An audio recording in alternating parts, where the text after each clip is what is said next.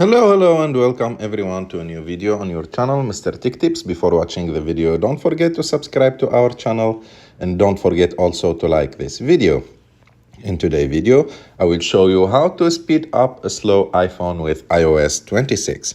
So to do this, it's very simple. First of all, you must close the app that you are not using actually.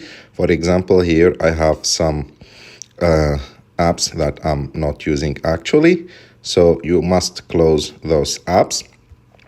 Secondly, your phone may be slow because there is a lot of apps on it that you are not actually using. So to speed up your phone more, you have just to go to any app that you are not using actually. For example, Gmail, and long press on it, and after that remove that app and click on delete app. So you must click up and clean up your phone.